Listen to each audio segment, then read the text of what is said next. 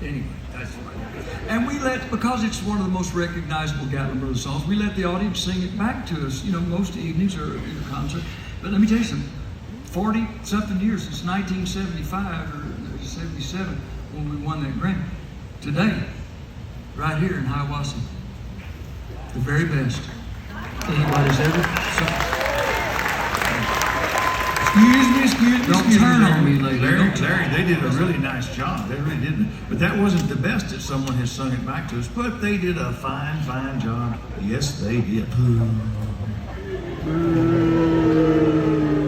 Well, first of all, don't correct me on stage. That's embarrassing. Well, It's unprofessional. I think it is the best. Well, I'm not trying to be unprofessional or anything or embarrass you, but it wasn't the best. These folks did a fine, fine job, but that wasn't the best that they've ever been sung.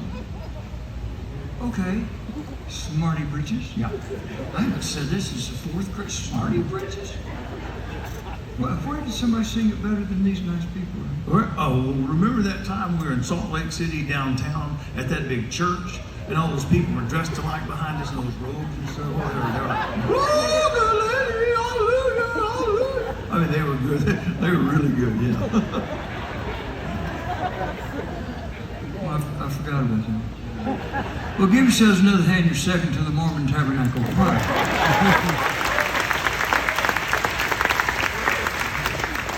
Now, speaking of Utah, I was in New Mexico one night.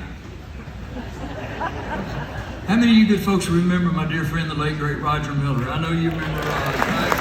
Roger Miller, I miss him every day. He was one of the funniest human beings, not only a great songwriter. He was just clever. He was just witty. He just thought differently than anybody I've ever known. He was weird. He called me Lorenzo. And one time, we were somewhere backstage, and he just walked up and said, Lorenzo. I said, what? He said, did you ever notice how much weight a chicken can gain and never show it in the face? I said, yeah, Raj, I've been thinking about that a lot here lately. I mean, he was just that way. So we were backstage one night somewhere, and he'd just walk up, and whatever was on top of on his mind at that point in time, he'd make up the first line of a song, and he would sing it to me, and then he would just kind of look at me and see if I could come up on the spot with a good second, next line for a song. So one night we were somewhere, I don't know, he walked up and he said, don't fall in love with anyone from Cleveland if they've been known to have strong family ties. He just looked at me and kind of grinned. I said, if the doctor says you got a week to live, go live in Cleveland. It'll seem like a year before you die. You know it's the truth, like me.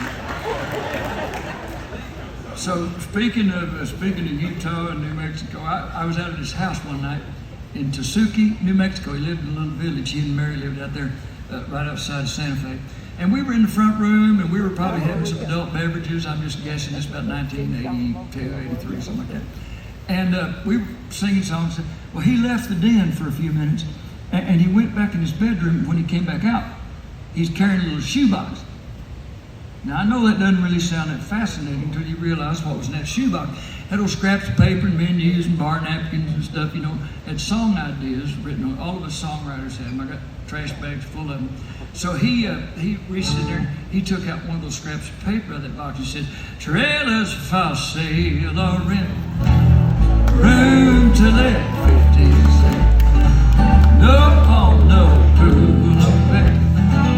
I ain't got no cigarettes. I'm 2 hours up pushing brooms, rising 8 by 12 4-bedroom. I'm a man of means by no means. The king of the you got it. That's the little scrap of paper that he had in that little shoebox for Lord knows how many years, because like I say, the night in New Mexico was about 82 or 83. And of course, King of the Road had been a big hit 25, 30 years earlier. So he put that back in the shoebox. He took out another piece of paper, said, dang me, dang me, oh, take a rope and hang me, high from the highest tree, a woman would you weep for me. So anyway, he, and like I say again, that was piece of paper that he had started first writing that song. So he put that piece of paper back in the shoebox. He took out another piece of paper, and as fate would have it, it was not a song he'd already written. It was just a song idea that he had and that he'd scribbled down on a piece of paper. So he decides to play that one line, make it up on the spot, fool Lorenzo game, So he took a piece of paper and he said, I'm still here because my tears feel right at home in Salt Lake City. He kind of looked at me and I said, and if I keep on crying, I'll have Salt Lake on my own. It's true, Roger. Well, I didn't get to write that song with him before he went to the other side of the big river. Here's the deal, Raj. I wrote it for us, and I gave you half credit. And we don't really sell many records anymore, Raj. At least where we are. Why not? There. But they're on Spooky 5, something, what? They're on YouTube. On YouTube. They're on YouTube. You can get them on YouTube and InterTube. InterTube. YouTube. I don't know where you go. But anyway, when I get royalty checks, I send your half to your widow, Miss Mary. I really do. You know that. And I miss you. Salt Lake City is mighty pretty this time.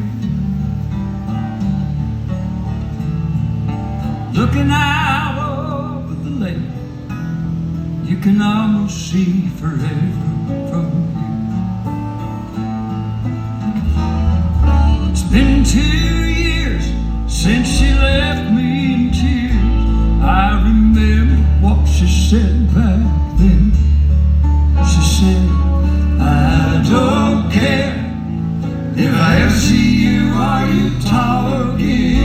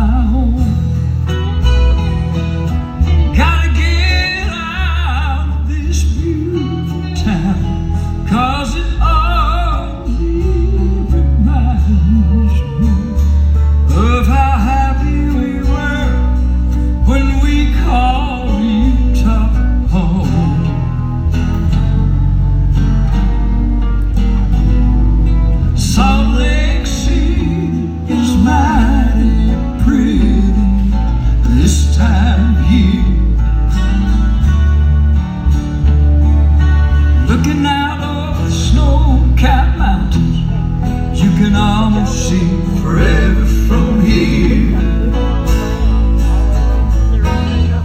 It's been 2 years since she left me in tears. I remember what she said back then.